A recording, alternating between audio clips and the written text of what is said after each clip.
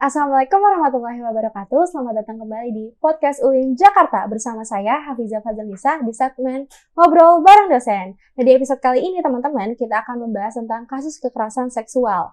Sedihnya, marak sekali terjadi kasus kekerasan seksual di lingkungan perguruan tinggi. Berdasarkan laporan yang diperoleh dari Kemendikbudristek per Juli 2023, terdapat kasus tertinggi terjadi kekerasan seksual di perguruan tinggi, yaitu sebanyak 65 kasus. Yang kemudian terjadi 22 kasus di sekolah menengah dan 28 kasus di sekolah dasar. Teman-teman pasti sering lihat banyak kasus viral mengenai kasus kekerasan seksual. Sedihnya teman-teman, gak jarang kasus kekerasan seksual itu perlu viral dulu, baru mendapat perhatian lebih dan baru dapat diproses melalui jalur hukum.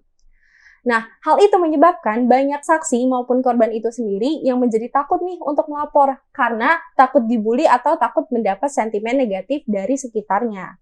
Nah, banyak mahasiswa dan banyak orang juga bertanya tentang apa sih yang bisa kita lakukan untuk menanggapi kasus kekerasan tersebut dan apa dukungan yang kampus sediakan untuk menanggapi kasus kekerasan seksual tersebut. Nah, untuk membahas itu semua, pada hari ini kita akan ngobrol bareng dosen UIN Jakarta. Bersama saya di sini ada Ibu Dr. Hajah Wiwi Siti Sajaroh, MAG, dosen di Fakultas Usuluddin dan Fakultas Ilmu Sosial dan Ilmu Politik, yang saat ini juga adalah Kepala Pusat Studi Gender dan Anak atau PSGA di UIN Jakarta. Selamat siang, Ibu. Selamat siang. Assalamualaikum warahmatullahi wabarakatuh. Ya, apa kabarnya, Ibu? Alhamdulillah baik. Gimana, Fiza, sehat juga? Alhamdulillah sehat, Ibu. Sebelumnya saya ucapkan terima kasih sudah mau bergabung di podcast UIN Jakarta ya, Ibu. Terima kasih. Menanggapi maraknya kasus kekerasan seksual di lingkungan perguruan tinggi nih, Bu. Saya mau nanya, tanggapan Ibu mengenai kasus itu bagaimana ya, Bu? Apa ya hal yang melatar belakangi terjadinya kasus tersebut? Dan seperti yang kita tahu, kasus tersebut itu kan seperti gunung es ya, Bu ya, yang banyak nggak ketahuannya. Dan bagaimana tanggapan Ibu mengenai hal tersebut? Iya, terima kasih. Ada beberapa hal yang bisa kita lihat mengapa kasus tindak kekerasan seksual terjadi di perguruan tinggi atau di masyarakat pada umumnya. Di antaranya adalah yang sering saya soroti adalah mungkin terkait dengan karakter atau akhlak ya dari setiap individu atau masyarakat itu sendiri, sehingga tidak memperhatikan bahwa hal yang tersebut adalah melanggar baik itu hak asasi manusia maupun juga melanggar etika akhlak Islam. Tentunya ini sesuatu yang sangat memprihatinkan, apalagi di perguruan tinggi menjadi hasil survei atau hasil penelitian adalah kasus yang banyak terjadi di dunia pendidikan dibanding sekolah atau pesantren. Nah, ini tentunya menjadi perhatian kita semua, termasuk di perguruan tinggi UIN Jakarta. Oleh karenanya, Pusat Studi Gender dan Anak menjadi leading sektor untuk mendirikan atau mengadakan Satgas tindak kekerasan seksual ya, pencegahan kemudian dan penanganannya. Nah, PSGA sebagai leading sektor dari Jakarta maka sudah mulai dari 2022 dan itu SK-nya sudah dilahirkan sejak 2019.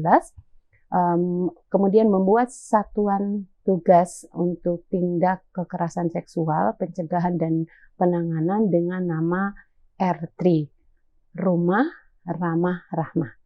Ya, ini saya pakai ya pinnya, ini ada R3, kelihatan ya, ini sebagai lambang bahwa UIN Jakarta punya concern yang kuat untuk menangani dan mencegah serta menangani tindak kekerasan seksual di perguruan tinggi UIN Jakarta. Mengapa kita menamakan Rumah Ramah Rahmah? Karena ingin satuan tugas ini menjadi tempat yang nyaman untuk para korban yang mengalami tindak kekerasan seksual sehingga mereka berani untuk melaporkan. Mengapa tadi mungkin disebutkan seperti gunung es ya? Karena banyak korban yang tidak berani melaporkan, bisa karena malu, bisa karena takut, bisa karena ancaman dan sebagainya. Karena tindak kekerasan ini biasanya terjadi karena ada ketimpangan kekuasaan ya, yang satu merasa lebih daripada yang lainnya sehingga berani untuk melakukan penghinaan, pelecehan terhadap yang lainnya. Nah, oleh karenanya ketika mereka berani untuk melaporkan, maka tentunya ini akan ditangani semaksimal mungkin oleh satuan tugas dari R3 yang tadi disebutkan rumah sebagai rumah yang nyaman, ramah, kita menerima dengan penuh kedamaian ya, tidak dengan rasa takut, rahmah dengan penuh kasih sayang. Sehingga kita menyebutnya dengan Satgas R3 ini berharap bahwa jika ada terjadi korban tindak kekerasan di UIN Jakarta, maka mereka berani untuk melaporkan. Karena ini salah satu langkah yang pertama, para korban berani dulu melaporkan. Nah, sehingga ketika kita mendapat laporan itu, maka kita akan mencoba melaporkannya, baik ditangani langsung oleh Pusat Studi Gender dan Anak, tingkat pusat ya, dan ada juga di fakultas-fakultas. Nanti mungkin kita akan jelaskan bagaimana alur pelaporannya. Baik Ibu, terima kasih. Seperti yang udah Ibu sebutkan tadi kan ada yang R3, Satgas R3 gitu-gitu ya Bu. Tapi dari kampusnya sudah menyediakan banyak nih Bu, tapi sedihnya masih banyak mahasiswa atau teman-teman yang lain yang masih belum paham nih Bu, kira-kira hal ini tuh termasuk dalam kekerasan enggak ya gitu. Nah, jenis-jenis kekerasan yang termasuk kekerasan seksual tuh ada apa aja sih Bu sebenarnya? Iya, di dalam Undang-Undang Kemendikbud, kemudian dari PMA ya, Peraturan Menteri Agama itu banyak disebutkan beberapa hal yang termasuk kategori tindak kekerasan seksual. Nah, intinya adalah bahwa tindak kekerasan seksual itu adalah perbuatan, tindakan melecehkan, merendahkan, baik fisik, non-fisik, verbal, non-verbal, sehingga membuat seseorang korban itu menjadi merasa rendah ya, kemudian malu, bahkan secara psikologis dia merasa terasingkan ya, dan sebagainya. Tentunya macam-macam ini yang memang sebetulnya belum banyak dipahami oleh sivitas akademika, baik itu mahasiswa, dosen, karyawan, dan mungkin tendik ya. Nah, ini perlu kami lakukan dengan program sosialisasi. Pada tahun 2023 kemarin kita memang fokus PSDGA untuk mensosialisasikan tentang program ini. Satgas RT kemudian hadir ya ke berbagai fakultas. Ada 10 fakultas dalam waktu 2 minggu kalau tidak salah kita roadshow ke fakultas-fakultas untuk mensosialisasikan tentang R3 ini. Mensosialisasikan apa itu tindak kekerasan, bagaimana kalau terjadi tindak kekerasan, harus melapor kemana, itu kita punya alur. Dan disosialisasikan kepada seluruh mahasiswa, dosen, prodi, kemudian pimpinan juga. Dan ini alhamdulillah mendapat dukungan yang kuat dari seluruh fakultas. Hanya tersisa 2 fakultas yang belum kami lakukan karena memang waktu dan kesempatan yang belum ada. Mungkin nanti kita akan di tahun 2024 ini akan melanjutkan untuk mensosialisasikan tentang R3 ini. Berharap kami bisa menerima ya laporan korban itu dengan tentunya alur yang jelas ya buat mereka, sehingga mereka tidak merasa takut, merasa nyaman untuk datang ke R3 Satgas, baik di tingkat pusat di PSGA maupun di tingkat fakultas gitu. Baik Ibu, setelah tadi Ibu jelaskan mengenai apa itu tindak kekerasan seksual seperti perilaku kegiatan merendahkan, melecehkan, baik verbal maupun non-verbal dan lainnya, harusnya setelah ada sosialisasi yang dilakukan R3 itu, juga kita sebagai mahasiswa itu lebih waspada kan ya Bu? Nah, sebaiknya atau siapa aja sih Bu yang harus kita waspadai untuk menghindari terjadinya kekerasan seksual ini Bu? Pada umumnya menurut saya semua bisa menjadi potensial untuk melakukan tindak kekerasan ya. Bisa jadi teman dekat, bisa jadi atasan, bisa jadi teman bawahan, bisa jadi karyawan, bisa dosen dan sebagainya. Tentunya ini bukan kita berhusnuzon kepada mereka, tetapi artinya bahwa kita harus mewaspadai tindak kekerasan itu bisa terjadi kapan saja, kepada siapa saja, dan di mana saja. Nah, tentunya ini perlu kita siap melindungi diri dan mencegah. Ya, itu yang utama, mencegah supaya tindak kekerasan itu tidak terjadi. Bisa jadi pencegahan itu mulai dari diri kita sendiri dengan melindungi, menyiapkan secara fisik, non fisik ya, sehingga bisa jadi tidak memancing atau mungkin tidak datang kepada tempat-tempat yang memungkinkan untuk terjadinya tindak kekerasan. Bahkan sekarang itu di sekolah-sekolah misalnya secara fisik bahwa kelas satu ruangan itu tidak boleh kacanya itu tertutup yang tidak bisa diintip, maksudnya. Jadi harus misalnya kaca itu ditutup dengan kertas yang tidak bisa dibuka, itu sekarang sudah tidak boleh. Harus terlihat. Artinya dikhawatirkan ruangan tersebut akan dijadikan tempat ya untuk melakukan tindak kekerasan itu sehingga orang tidak bisa melihat. Nah, ini hal-hal yang seperti ini baik itu secara fisik, ruangan ya dan sebagainya itu harus dihindari untuk mencegah. Ya, dan tentunya itu secara fisik. Yang non fisiknya tentu kita secara mental harus mempersiapkan diri secara ya yang lebih saya sih mendekatkan begini, setiap orang kita harus memperbaiki diri kita sendiri, karakter kita harus dibangun dengan baik. Makanya dalam Islam jelaskan diajarkan tentang akhlak yang baik, akhlakul karimah, untuk apa? Tidak melecehkan, tidak merendahkan, tidak menodai, tidak melukai dan sebagainya. Itu adalah bagian dari tindak kekerasan, terutama kepada reproduksi perempuan yang itu dimiliki oleh perempuan. Makanya ini terkait dengan kesadaran gender ya di kalangan kampus yang itu juga menjadi concern nanti kita di tahun 2024 untuk melakukan program tentang namanya programnya adalah Akademi Gender. Nah, Akademi Gender itu adalah seperti sekolah gender. Bagaimana kita memahamkan kepada seluruh sivitas akademika untuk memahami tentang arus utama gender ya, ini menjadi concern utama di PSGA, sehingga tidak ada melecehkan kepada siapapun, terutama pada perempuan dan anak, karena kita diciptakan oleh Allah itu adalah bentuk yang paling sempurna dan sama-sama ya, bukan sama-sama berarti semuanya sama, tetapi kita dalam posisi punya hak dan kewajiban yang sama, jadi tidak boleh ada yang direndahkan satu sama yang lainnya, sehingga ini adalah salah satu cara untuk menghindari tindak kekerasan itu terjadi di dunia kampus, terutama di Jakarta yang tercinta ini. Gitu.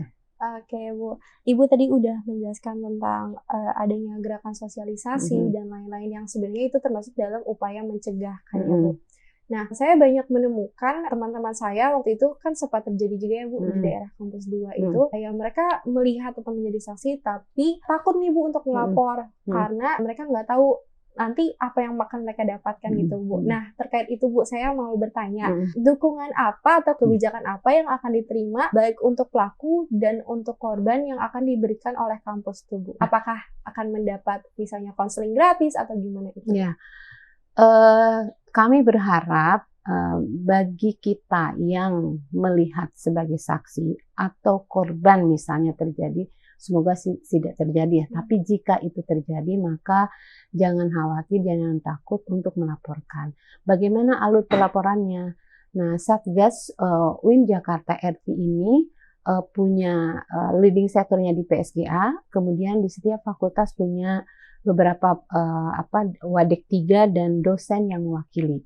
Nah, jadi kalau terjadi tindak kekerasan maka boleh melapor langsung ke Satgas UIN Jakarta PSGA, boleh juga lewat fakultas melalui Wadek 3 atau dosen yang mewakili dari fakultas, atau kepada ketua prodi atau kepada penasihat akademik.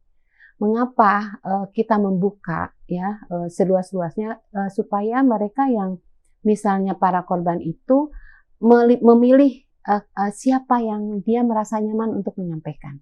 Karena kan tidak semua mahasiswa merasa nyaman ketika dia menyampaikan sesuatu yang membuat dia itu tidak nyaman. Maka dia akan memilih, oh saya sangat dekat dengan penasihat akademik misalnya. Silahkan. Nah, nanti penasihat akademik bisa melaporkan kepada PSGA langsung atau ke Wadek 3. Misalnya tidak selesai di tingkat penasihat akademik, boleh melaporkan langsung ke Satgas kita atau ke fakultas. Nah, atau ke temannya. Ada Aman Bicara, ada UIN Help dan sebagainya, boleh. silahkan, nanti biasanya mereka akan juga menyampaikan ke kita. Ini artinya bahwa kita membuka pintu selebar-lebarnya untuk para korban bisa menyampaikan keluhannya itu kepada siapa yang mereka merasa nyaman. Tetapi tentunya nanti ujung-ujungnya akan ada di PSGA UIN Jakarta, dan jika terjadi tindak kekerasan itu kemudian korban secara fisik misalnya terlukai dan sebagainya, maka kita akan kerjasama dengan Fakultas Kedokteran karena PSG tidak punya ahli itu. Kalau secara psikologis ada korban, maka kita akan kerjasama dengan para psikolog yang ada di Fakultas Psikologi.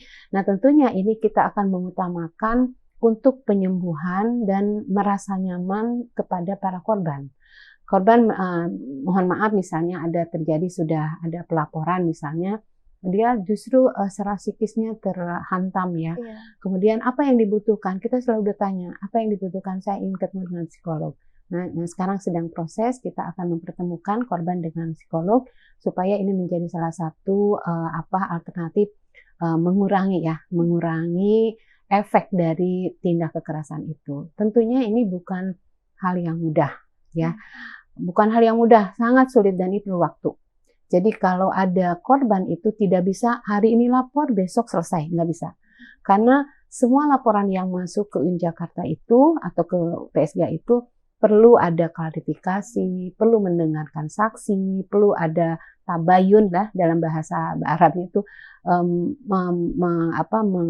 menyamakan ya, apakah laporan dari korban itu sama juga misalnya yang tertuduhnya kita datangkan dan sebagainya, kemudian kita akan merapatkan, menganalisis ya hasil dari laporan tersebut. Nah, tentunya ini perlu waktu yang cukup panjang. Jadi mohon bersabar jika ada yang mengatakan PSG ini kok lama. Memang lama karena kita tidak bisa menindak cepat kemudian salah. Ini khawatir. Kalau misalnya kita melakukan kesalahan itu sama dengan kita menfitnah. Jika misalnya, oh iya saya mendengar hanya dari satu sisi saja, kemudian kita salah menindaklanjuti, itu bisa jadi justru kita yang mendapat kekerasan PSGA nanti ya. Jadi kita harus hati-hati banget gitu ya, karena apa? Ini masalah moral, masalah tindak kekerasan, mungkin nanti masuknya pada kriminal dan sebagainya. Jadi semua proses kita lakukan mungkin dengan penuh ketelitian, tidak ingin ada fitnah, juga tidak ada ingin terjadi korban berikutnya gitu ya. Oleh karenanya mungkin perlu kehati-hatian. Dan tentunya bahwa yang melakukan para satgas ini ya kan terdiri dari dosen-dosen. Dosen juga adalah mereka juga disebutkan dengan mengajar, membimbing dan menguji. Oleh karenanya ketika kita melakukan tindakan, proses itu perlu waktu yang cukup lama. Walaupun demikian kita berusaha secepat mungkin ya, sebaik mungkin, karena ini perlu sekali perhatian khusus. Tadi sudah disebutkan bahwa perguruan tinggi itu menjadi banyak sekali terjadi ya tindak kekerasan dibanding lembaga pendidikan yang lainnya. Ya. 65 kasus Bu. Wah, keren. Bukan keren itu, luar biasa, menjadi prihatin ya. Jadi ketika ada yang melaporkan pertama ini ya, ketika Satgas sudah dibuka, kita bilang alhamdulillah ada yang melapor. Tetapi ketika ada laporan kedua, ketiga, kita udah stop, jangan ada lagi yang melapor karena merasa oh ini ternyata ada di UIN Jakarta gitu. Walaupun ini keprihatinan yang luar biasa, tetapi kita tidak boleh diam, dan ini bukan hanya kewajiban dari PSGA saja, tetapi juga kewajiban untuk semua fakultas ya. Terutama alhamdulillah di UIN Jakarta mendapat perhatian dari pimpinan untuk melakukan ini, mendukung habis ya untuk tersosialisasinya Satgas R3 ini. Semua pimpinan baik di tingkat fakultas maupun di tingkat universitas. Tapi berarti untuk teman-teman baik korban maupun saksi dibukakan pintu selebar-lebarnya Bu, baik dari dosen, kemudian rektor dan pembimbing akademik, bahkan teman-teman sekalipun gitu. Buat teman-teman kalau misalnya mengalami atau melihat, kalian jangan lupa untuk lapor ke orang-orang yang kalian percaya yang terdekat yang ada di fakultas kalian gitu Bu. Termasuk pada karyawan ya. Jadi kemarin kita pernah bertemu dengan salah satu pimpinan di tingkat karyawan. tolong dong karyawan juga dapat sosialisasi ya gitu. Karena selama ini kita fokus kepada fakultas yang mungkin itu banyak terdiri dari mahasiswa dan dosen ya.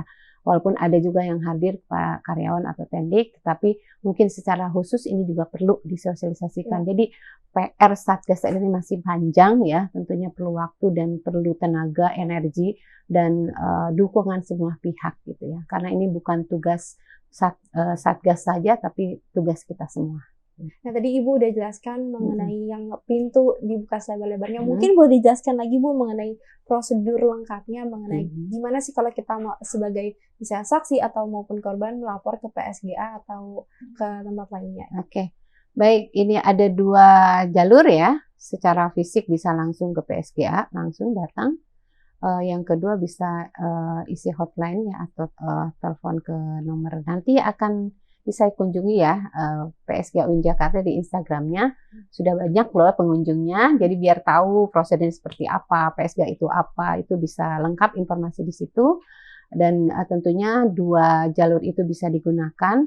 Kalau tidak puas saya pengen datang langsung ke PSGA silahkan gitu ya. Tapi kalau misalnya mau lewat Google Form dulu mengisi dulu, nanti kita akan tindak lanjuti. Tentunya ini pasti waktunya tidak pendek ya, tetapi harus bersabar. Tapi dengan hadirnya korban datang ke PSGA dan melapor itu buat kami adalah sebuah kepercayaan yang harus kita jaga, harus kita insya Allah kita akan menjaga ya rahasia apabila korban ingin merahasiakan apa yang sudah dilaporkan ke PSGA. Insya Allah itu amanah yang cukup besar buat kami dan kita akan menjaganya. Tapi kalau misalnya ternyata sudah tersebar ya itu bukan karena PSGA ya, sudah tersebar lebih dahulu misalnya informasinya, tapi selama itu belum tersebar oleh individu atau masyarakat lainnya mungkin PSGA akan menjaga sebaik-baiknya. Jadi jangan khawatir, selama ini kita akan menjaga sebaik-baiknya jika ada yang melapor. Jadi boleh mengisi form, Google Form atau bisa langsung datang ke PSGA sendiri. Tentunya kita bisa janjian dengan Satgas yang ada di PSGA. Oke, terima kasih ya Bu atas penjelasannya. Nah, karena udah tadi Ibu bilang mengenai kalau kasus ini perlu ditangani secara bersama-sama, mungkin Ibu boleh kasih pesan untuk Sobat UIN Kampus Jakarta dalam menanggapi kasus ini. Baik, tindak kekerasan seksual dimanapun ya di masyarakat, wabil khusus di UIN Jakarta sebagai kampus kita tercinta ini adalah menjadi tanggung jawab kita bersama. Kita berusaha untuk seminimal mungkin tidak terjadi kekerasan di kampus kita ini. Oleh karena jika itu terjadi, kita harus kerjasama. Bukan tugas PSGA satu-satunya, bukan juga tugas rektor, bukan juga tugas Bu Wiwi atau Mbak Vivi dan Mbak Nadia, tetapi juga kita semua, baik itu di tingkat fakultas maupun di tingkat universitas ataupun di seluruh sivitas akademika mahasiswa ya maupun karyawan. Karena ini adalah perlu kerjasama dan tim yang solid, artinya jika terjadi kekerasan silakan untuk melapor. Karena kalau tidak melapor kita mungkin tidak tahu karena luasnya ya jangkauan yang harus kita lihat. Makanya ketika itu terjadi silakan langsung melapor kepada tadi ya. Silakan dibuka aja di IG-nya PSGA UIN Jakarta. Terima kasih kepada Ibu Wiwi untuk waktunya di segmen Ngobrol Bareng Dosen. Besar harap video ini bisa bermanfaat buat teman-teman semua biar dapat informasi lebih banyak lagi dan lebih aware lagi nih sama kasus kekerasan seksual di kampus. Jangan lupa teman-teman kita punya PSGA di kampus, jadi dimanfaatkan sebaik-baiknya. Intinya ingat stop kekerasan seksual di lingkungan kampus. Terima kasih teman-teman udah ikut ngobrol bersama saya dan Ibu Wiwi tadi di segmen Ngobrol Bareng Dosen. Nah jangan lupa nih teman-teman kita punya segmen lainnya seperti Apa Kata Ahli oleh para guru besar, cerita mahasiswa dan kabar alumni. Kalian bisa saksikan semuanya di YouTube kita yaitu UIN Jakarta Official. Nah, jangan lupa untuk follow sosial media kita baik di YouTube, TikTok, X, Instagram dengan username @uinjktofficial. Jangan lupa untuk like, subscribe, dan share. Terima kasih. Sekian dari saya. Wassalamualaikum warahmatullahi wabarakatuh.